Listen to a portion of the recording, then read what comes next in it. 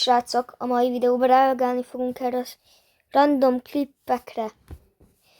Nem tudom, hogy látta már valaki, szerintem még nem, mert nem nincs rajta sok megtekintés.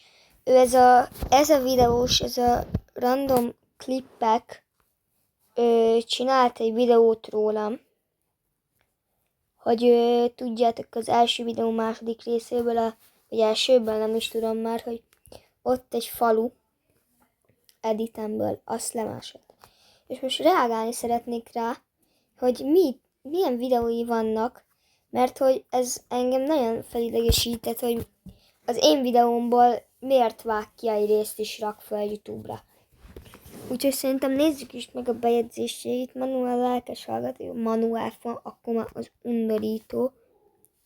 Szobaszlai Ballondor. Hát. Mit írt ide az a Szobaszlai, ne csüggedj, tudom nehéz, de ez már a múlt. Ha így folytatód, hosszú volt. Évek vagy akár több hónap futballista. Mi?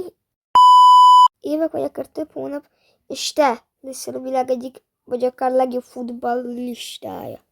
És ne csak akkor szurkoljunk, amikor 4-1-re vezetnek a fiúk, hanem akkor is, amikor 3-1-re veszítünk. Hajrá, magyarok! Szerintem Szobaszlai nem szorul rá. Fú, Manuelt én utálom. Na, itt van. Goofy vagy 77 ezt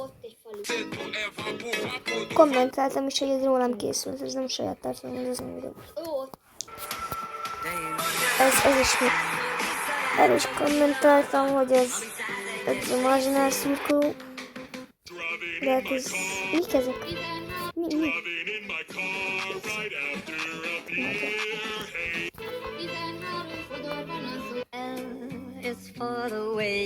Mik ezek? Csávó mindig saját tartalma.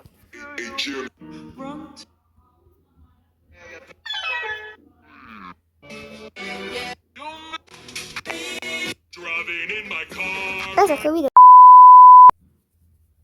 Szobaszlai hit. Mi ez? Nem is egy angol szó a hit. Milyen Szobaszlai hit? Én hiszek benne, igen. Gratulálok.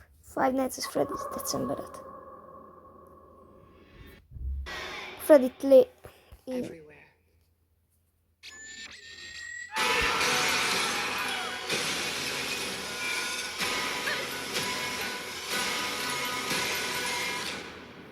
semmi köz. Erről a csatornáról mindenki iratkozzon, ez egy